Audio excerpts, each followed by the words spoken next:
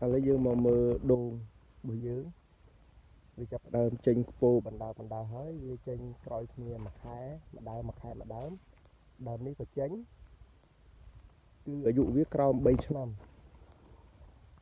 វាបានចេញខ្ពោហើយវាបើយើងរាប់ខែទៅវា26ខែតែវាចាប់ផ្ដើមចេញខ្ពោតាំងពីដើមខ្លះចេញទាំងអាយុ24ខែចាប់ផ្ដើមចេញឥឡូវអាដើមនោះវាបានបែកខ្ពោហើយបែកខ្ពោទី2អាខ្ពោទី1នោះគឺវាអត់មានក្តិបទេអាខ្ពោទី2នេះយើងបានឆែកមើលហើយតែយើងអត់បាន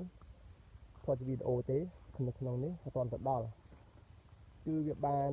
7ក្តិបខុសពីនឹងគឺវាចេញជាបន្ទាប់គ្នាគឺមួយខែមួយដើមតាមដែលខ្ញុំបានឆែកមើលតាមដើមរបស់វានឹងគឺមួយខែមួយដើមហើយយើងបានរៀបបេជាបែបនេះគឺយើងអាចពជាសំណើមបាន10ថ្ងៃយើងអាចពជាបានសំណើមវា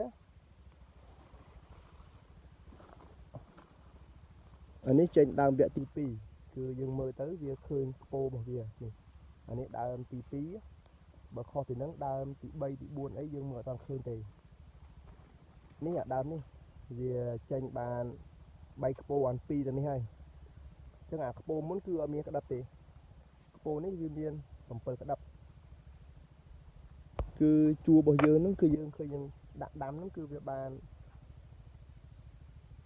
មិនបានជាច្រើនទេហើយដាក់ដំណាំលក្ខណៈគ្រួសារតែយើងបានថែវាទៅធ្វើឲ្យម្ចាស់ដំណាំនោះក៏មានសប្បាយចិត្តដែរដំណាំដូងគឺអ្នកដាំគឺសប្បាយចិត្តដំណាំដែលបានផលមិនថាដំណាំតូចឬធំតិចឬច្រើនទេឲ្យតែដំណាំយើងថែដិតដល់គឺថាខែប្រាំងនេះគឺវាស្លឹកឈើទាំងអស់គឺមានក្រហមភាគច្រើនអញ្ចឹងថ្ងៃនេះគឺខ្ញុំមកបង្ហាញពីសុខភាពហើយនឹងការវាចេញខ្ពោវាឆ្លងគ្នាមួយខែមួយដើមខែខ្លះក៏មួយខែកន្លះទៅបានវាចេញព្រោះយើងដាក់ដាំតាណាគ្នាមែនប៉ុន្តែគឺដីយើងមានដង្ហើមខុសគ្នាអញ្ចឹងអាដង្ហើមណាល្អទៅវាចេញមុនទៅអាដង្ហើមណារៀងស្ទើរទៅដើមទៅបានលូតលាស់ល្អទៅក៏វាចេញរៀងក្រោយអញ្ចឹងទៅអញ្ចឹងវាអាស្រ័យទៅលើដីដែរអានេះយើងបានដាក់ទឹកឥឡូវយើងប្រើទឹកឲ្យវារៀងស្រែតិចព្រោះវាចាប់ផ្ដើមផើមហើយយើងដាក់ទឹកឲ្យវាបានដិតដល់បន្តិច